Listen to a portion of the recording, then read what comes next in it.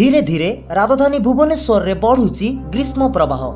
तापमात्रा वृद्धि कारण साधारण जनजीवन एक प्रकार बाधा प्राप्त हेउची।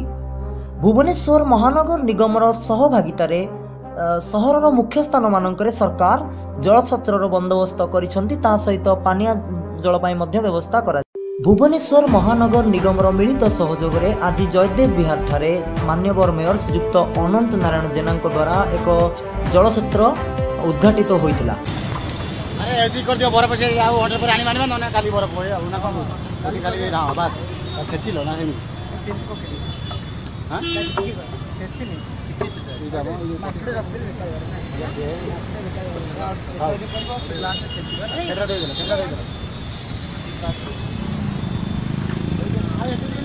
आज आमर यूथ फॉर वॉलंटियर एक्शन तरफ जयदेव विहार ठारे जलछत्र शिविर खोल जाइए। आपण जानी कथार अच्छी जल बहुले सृष्टिनाश जल बिहुने सृष्टिनाश।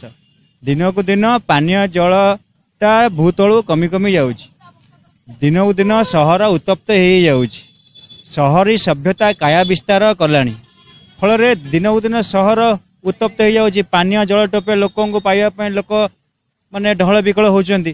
तेणु आमे चिंता कलु जे यही जो सेंटर प्लेस जयदेव विहार ओभरब्रिज ठारे गोटे जलछत्र शिविर खोलू।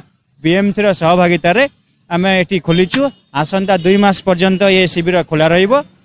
तेणु जो मैंने पथिक जाऊँ आपण मैंने देखुं केते सुंदर दही पानी पीकी माने के शांति खुशी अनुभव करछंती।